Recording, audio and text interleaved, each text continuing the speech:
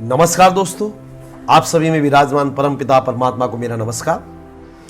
हम सभी ने बचपन से एक बात हजारों बार सुनी है कि बिजली के बल्ब की खोज थॉमस एल्वा एडिसन ने की थी, परंतु हकीकत यह है कि एडिसन ने बिजली के बल्ब की संरचना में सुधार किया था।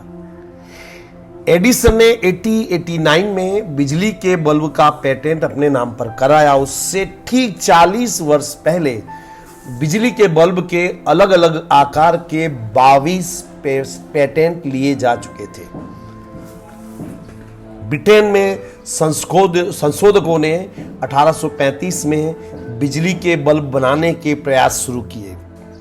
तब थॉमस एल्वा एडिसन की उम्र मात्र 12 वर्ष की थी और वो अमेरिका की ग्रैंड ट्रंक रेल रोड में अखबार बेच रहे थे।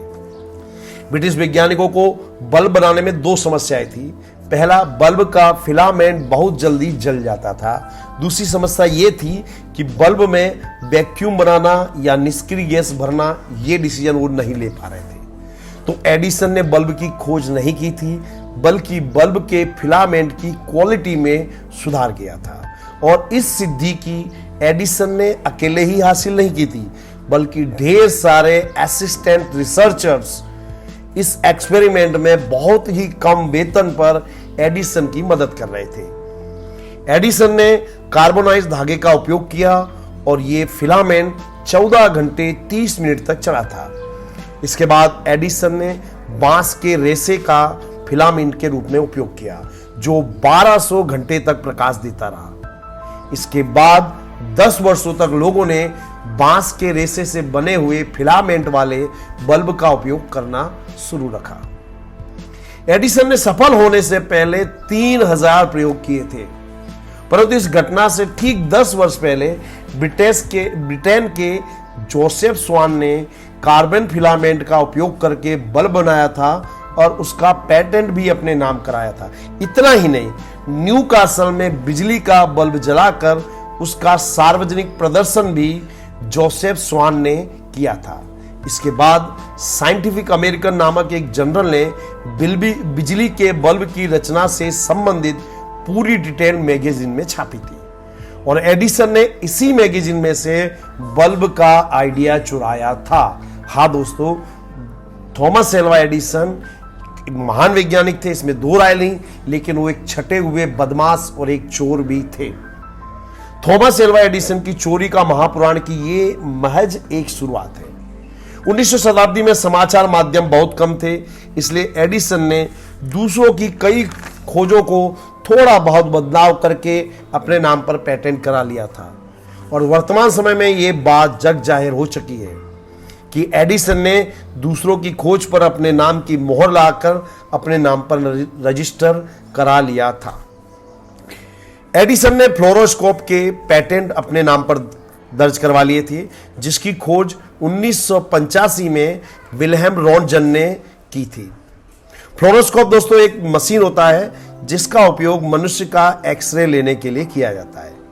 एडिसन ने फ्लोरोस्कोप बनाया, उससे पहले विल्हेम रॉन्टजन ने फ्लोरोस्कोप बनाकर उससे अपनी पत्नी के हाथ का एक्सरे लिया था। उनकी पत्नी का नाम मैरी क्यूरी था। ये जानते हो उन्होंने भी नोबेल पुरस्कार जीता था। एडिसन ने फ्लोरोस्कोप की खोज 1896 में की थी, जबकि उससे 11 वर्ष पहले विलियम रॉन्टजन ने फ्लोरोस्कोप की खोज कर ली थी। कुछ समय बाद एडिसन की चोरी सामने आई तो उसने माफी मांगने के बदले अपनी फ्लोरोस्कोप मशीनों को बेचकर पैसा कमाना चालू रखा। एडिसन ने 1877 में स्पीच रिकॉर्डर यानी डिक्टेटिंग मशीन की खोज की थी, परंतु उससे 15 वर्ष पहले फ्रांस के एडवर्ड लियोन स्कॉट ने स्पीच रिकॉर्डर की खोज कर ली थी, जिसे उसने फोनोग्राफ नाम दिया था। चलचित्र यानी कि मोशन पिक्चर्स का जो किस्सा है वो तो काफी चौंका देने वाला है। सिनेमा यानी जिसे मोशन पिक्चर भी कहते हैं, इसकी खोज करने वाला फ्रांस का लुई प्रिंस था और उसने फ्रांस में पेटेंट भी करा ली थी। इसके बाद ब्रिटेन और फ्रांस अमेरिका में पेटेंट लेने के लिए उसने समुद्री जहाज से यात्रा शुरू की। कुछ सप्ताह की यात्रा के बाद 13 मार्च 1890 को ट्रेन में बैठा परंतु यह उसके जीवन का अंतिम सफर था। लुई प्रिंस रहस्यमय तरीके से गायब हो गया। इसके बाद लुई प्रिंस के बेटे ने पेटेंट भंग के कारण एडिसन पर केस किया, परंतु केस की सुनवाई हो उससे पहले 1892 में किसी ने लुई प्रिंस के बेटे की गोली मारकर हत्या कर दी और पुलिस को जांच में कुछ भी नहीं मिला।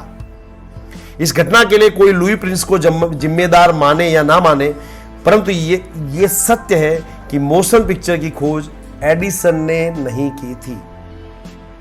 स्टोरेज बैटरी का खोजकर्ता थॉमस एल्वा एडिसन को माना जाता है।